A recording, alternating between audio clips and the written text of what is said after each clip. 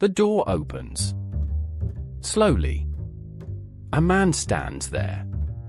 42 years old. A jacket that's seen better winters. A face that used to belong to this house years ago, before it stopped. He hasn't called first. He hasn't visited in 6 years. 6 years of birthdays that came and went without a card. 6 years of a phone number that still worked, if anyone had bothered to dial it. But today, of all days, he's standing on his father's porch, the same week the doctor used the word prognosis out loud for the first time. His sister answers the door. She's the one who's been here every single day for months. She looks at him for a long moment before she says anything at all. So ask yourself the question everyone in this story is about to ask, the same question his own sister is asking silently, standing in that doorway. Did he come back because he missed his father? Or because he did the math? Wait. Before you decide. You don't have enough information yet. Neither does she. This isn't a true crime story. Nobody gets arrested by the end of it. But it's a story that plays out in American households more often than almost any crime does, quietly, legally, and with far more damage than most people expect, because nobody ever calls the police when a family destroys itself over a will. Let's go back. 40 years back. In 1984, a 29-year-old named Robert Calloway borrowed $6,000 from his father-in-law and opened a hardware store on a corner lot nobody else wanted. He worked 6 days a week. He knew every regular customer by name, knew whose roof was leaking before they did, kept a running tab for the widow down the street who paid whenever she could. And somewhere in the middle of 30-hour weekends and missed birthday parties, he built something real: 3 stores, 40 employees, a name people in that county actually trusted enough to put on a handshake. He used to tell his wife, Margaret, the same thing every single year on the store's anniversary, standing in the parking lot after closing, the same way other men might recite a wedding vow. This isn't for me. This is for the kids. One day this is what brings everyone back to the table. He believed that completely. Margaret used to smile and let him believe it. She knew something he didn't yet, that a business built to reunite a family can just as easily be the thing that splits it, depending entirely on how it gets handed over. But that's getting ahead of the story. That's important to hold on to for now, though, because it's about to get tested. Robert and Margaret had 2 children.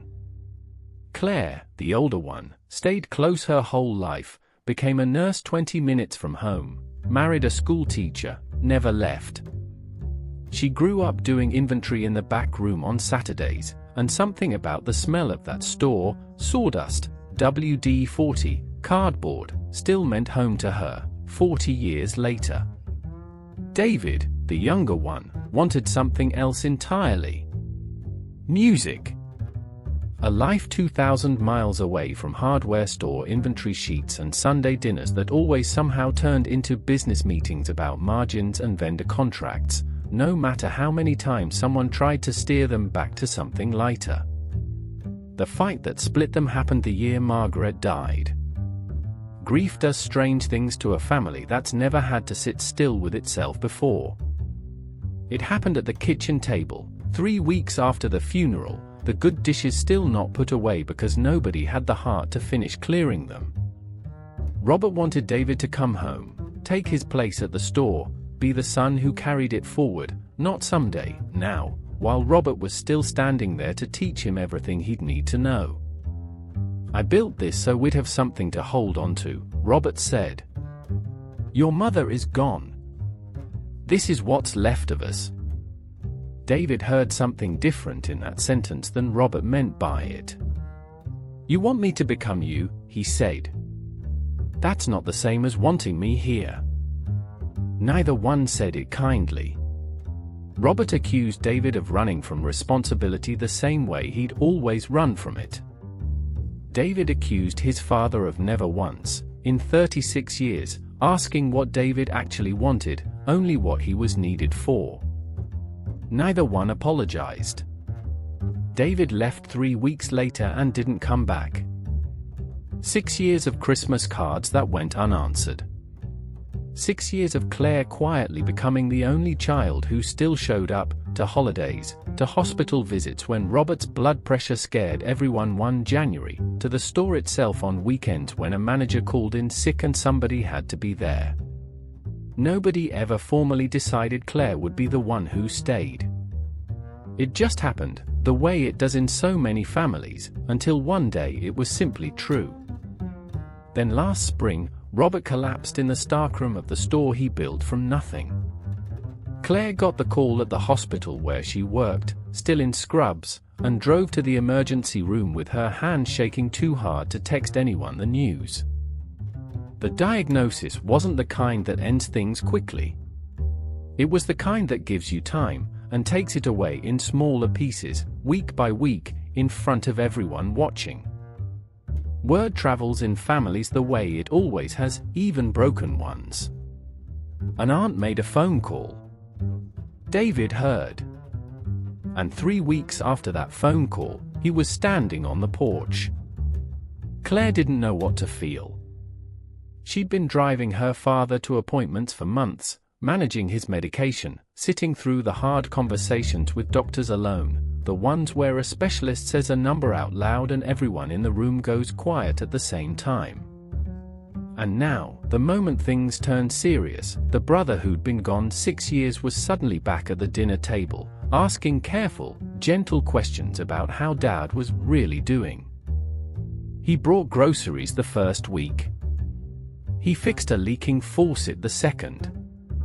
Small, ordinary, almost suspiciously ordinary acts of care, the kind any decent son might do, and the kind a calculating one might do too, and there was no way, from the outside, to tell which one you were watching.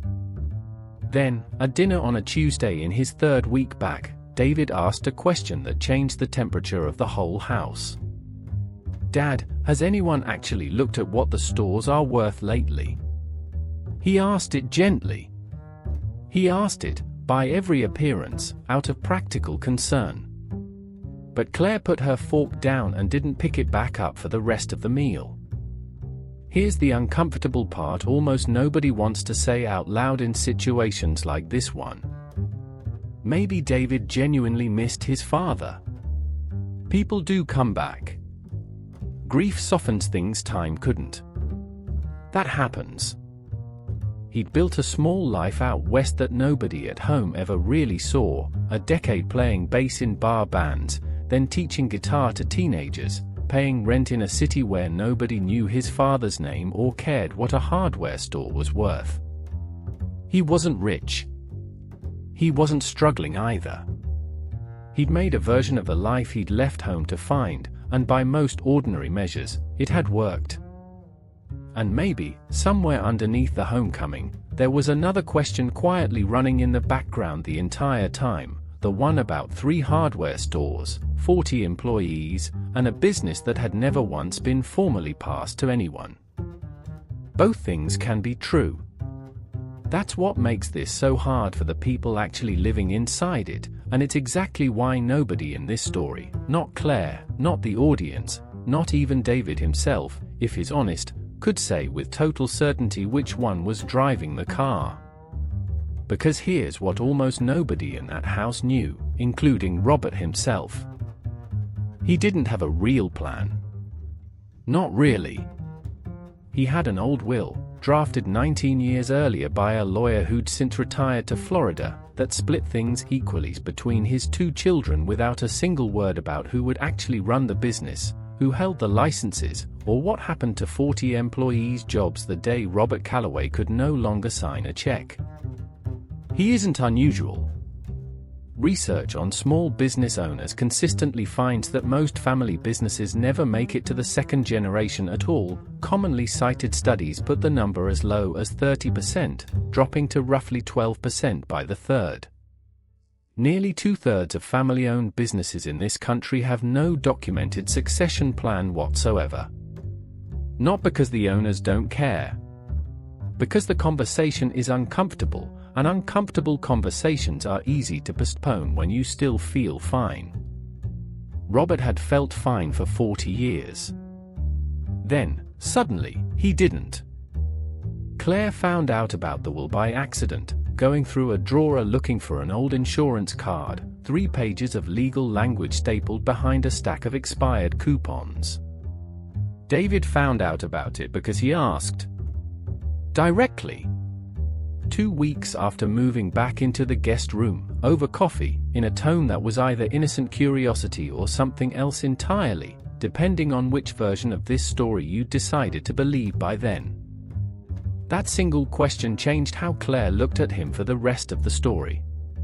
She started noticing things she hadn't before, how he glanced at the store's financials left open on the kitchen counter, how he'd started using the word we when he talked about the business, as if 6 years of absence hadn't happened at all.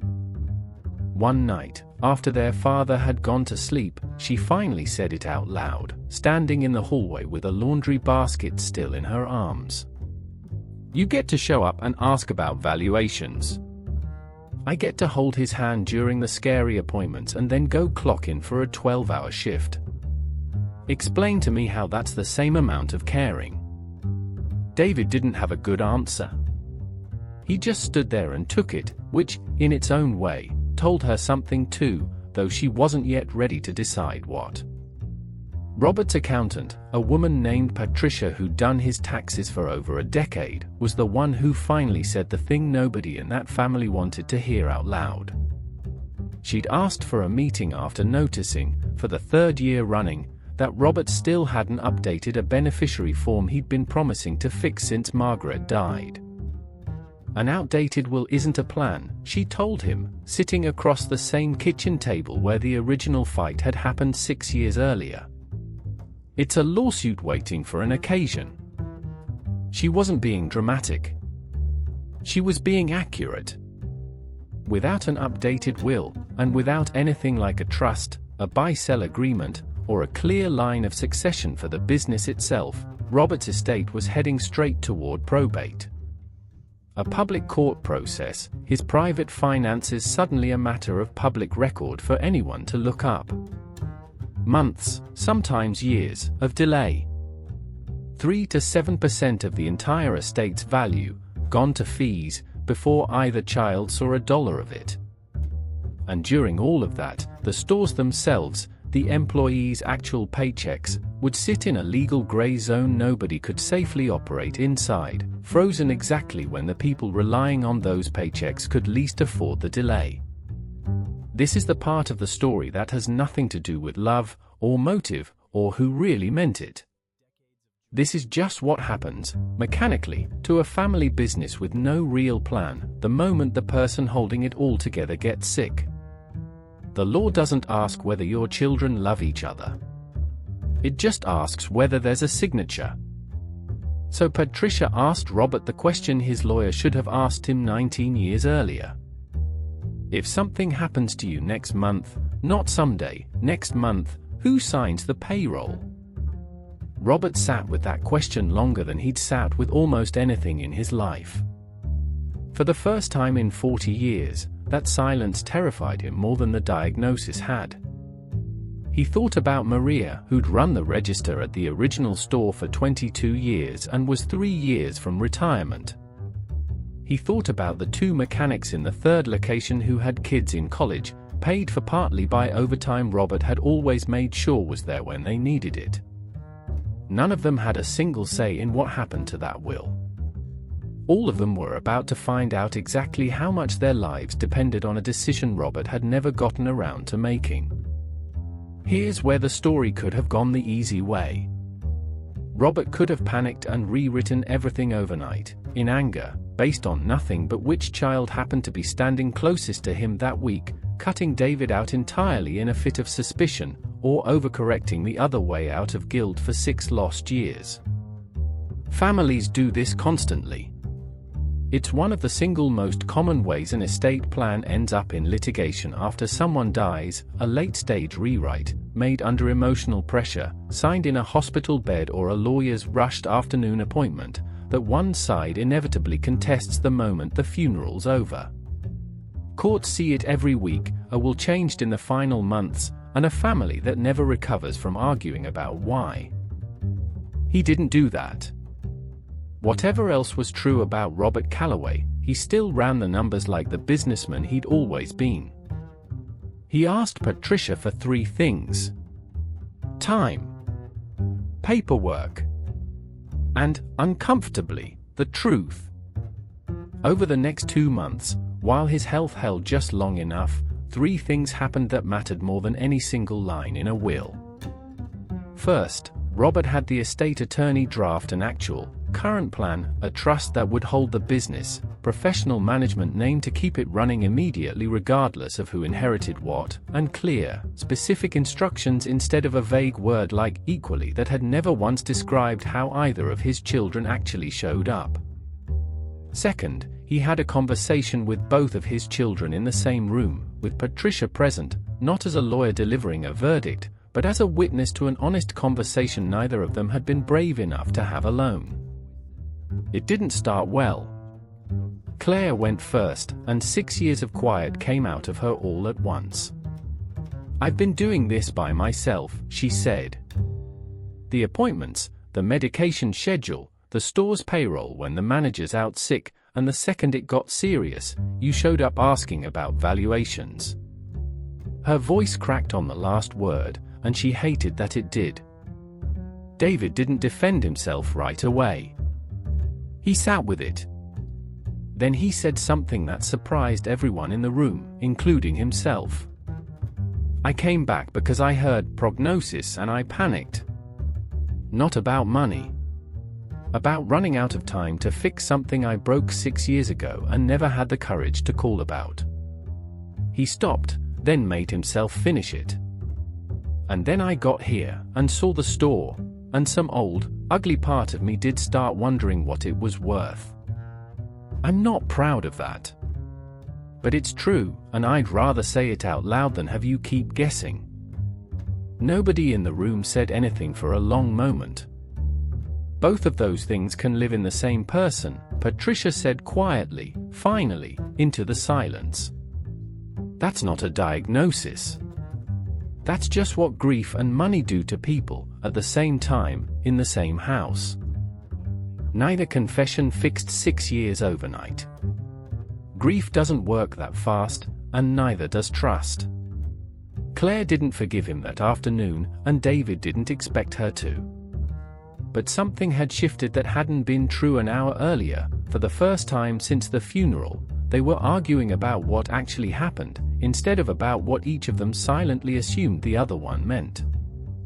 Third, and this is the part that actually protected the family, regardless of how any of those feelings shook out, Robert built a plan that didn't require either child to prove their love in order to be treated fairly.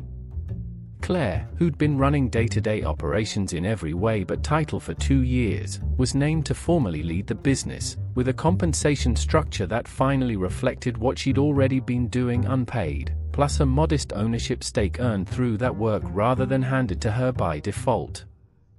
David received his equal share of the estate's overall value, just not control of a business he'd never worked a single day inside, structured instead through the trust so no single late decision, made in a hospital room under pressure, could later be picked apart by a lawyer in a courtroom.